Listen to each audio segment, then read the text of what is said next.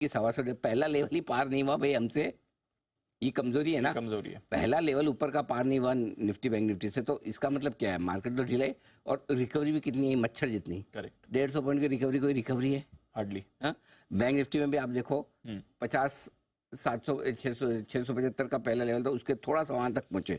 सो बात यह कि आपने ढंग से पहला लेवल भी पार नहीं किया, टिके भी नहीं।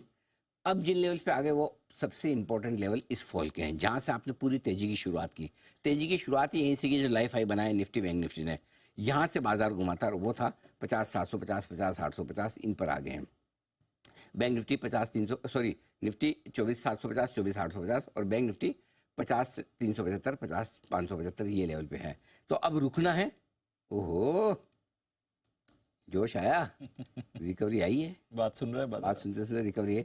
तो ये जो लेवल था यहाँ तक करेक्शन पूरा करना था, इसके नीचे जाने पर फ्रेश कमजोरी होगी। तो सितंबर महीने के लोज अगर टूटते हैं तो ये आपके लिए ज़्यादा दिक्कत की है। मिड कैप स्मॉल कैप शेयरों की कमजोरी से ज़्यादा पैनिक है, लंबे समय बाद छोटे शेयरों में पैनिक दिखाई नहीं, तो अब तक पैनिक इतना नहीं था।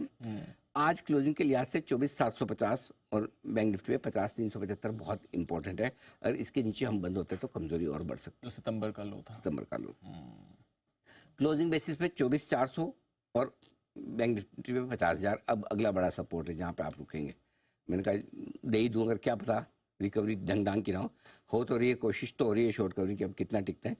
अभी भी मेरा ये मानना है ट्रेडर्स इंट्राडे में और ओवरनाइट पोजीशन हल्की रखिए, और जो 20-25% पैसा अगर निवेशक लगा चुके हैं, जिस इस रेंज में हमने पैसा लगाने की राय दी थी, 1-2 दिन से हम बोल भी देते हैं इस रेंज में आए तो 20 से 25% पैसा डाल दीजिए।